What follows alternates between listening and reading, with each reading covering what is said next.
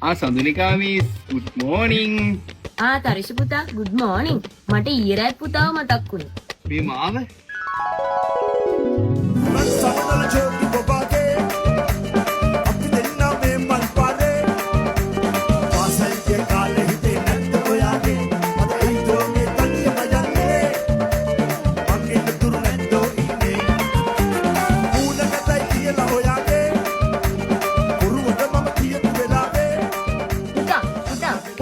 පුතා මොකද උනේ? මටත් හැමදාම රැයට මිස් මතක් වෙනවා මිස්. ඒ මොකද රැට පුතාට මාව මතක් වෙන්නේ? ඒක වැඩක් නෑ. මුලින්ම මිස් කියන්නකො මිස්ටර් මාව මතක් වුණේ ඇයි කියලා.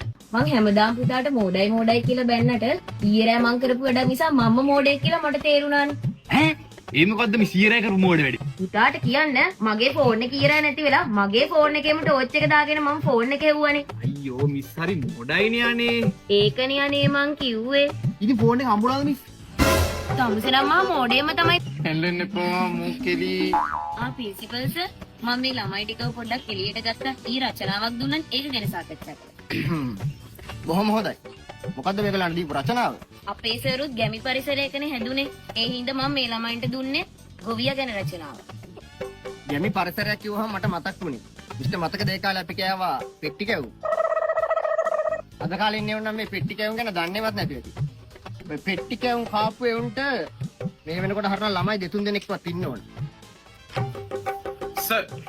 සර් කිව්වේ කතාව පිළිගන්න බෑ. විදුහල්පති කෙනෙක් හැටියට සර් කියපු කතාව හරිම වැරදි. මොකද්ද? මොකද්ද ඒ කියපු කතාව වැරද්ද? මේකයි සර්. අපි කැවුම් කාලා තියෙනවා තමයි. බට් පෙට්ටි කැවුම් කාලා නැහැ.